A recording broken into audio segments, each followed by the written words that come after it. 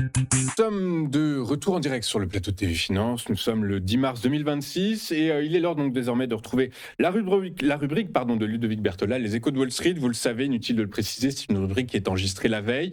Il avait prévu notamment de vous parler de WTI, mais c'était avant les propos de Donald Trump.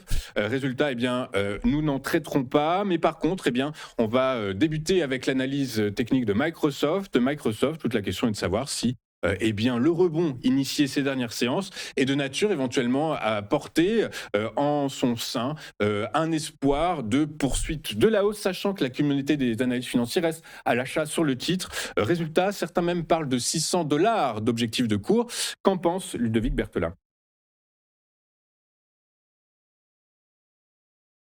Alors, je voudrais parler de Microsoft. Pourquoi? Parce que parmi les 7 magnifiques, c'est quand même celle qui a dévissé le plus, et c'est surtout qu'elle est revenue dans sa zone de la fameuse impulsion qu'on a eue toute l'année 2025, là, sur le fameux mois d'avril 2025, qui a permis donc de faire de nouveaux ATH. Alors, pourquoi je dis ça? Tout simplement, on est bien soutenu par les obliques, et là on remarque aussi, on a de nouveau une oblique sur laquelle elle a été validée. Donc je vois que Microsoft, qui est déjà de retour sur sa zone de rachat potentiel avec une oblique, pourrait se permettre de remonter un peu plus. Ça me paraît légitime. Sauf que ça reste la plus faible. Donc pour ma part, c'est pour ça que je préviens, attention, même si on sent que ça peut repartir un peu à la hausse. Voilà, la zone qu'il faudra surveiller à la fin du mois, c'est les 430-470 qui risquent d'être certainement une zone de barrage pour revenir là.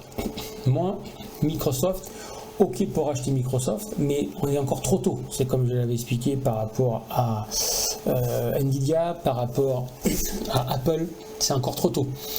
Mais c'est celle qui est la plus faible. Et donc attendre une zone plus proprement dite pour elle, pour pouvoir se replacer dessus. Et cette zone-là, c'est la zone des 311, 346. Or, généralement, les 330, les 50% me paraissent déjà pas mal. Là, je suis passé en vue hebdomadaire, donc on voit bien cette oblique haussière qui est bien maintenue, il n'y a pas de souci.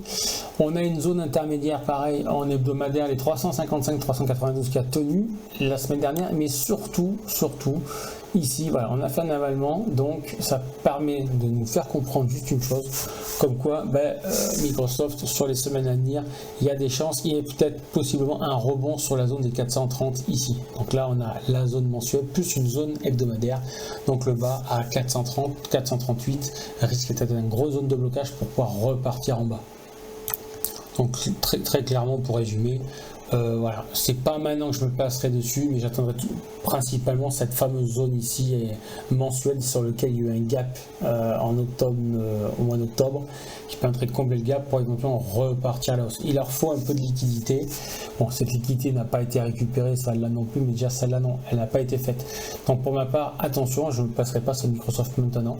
J'attendrai tout simplement la laisser travailler, puisque ici ce sont des zones très clairement 430-470 qui vont clairement bloquer l'action pour redonner une direction baissière.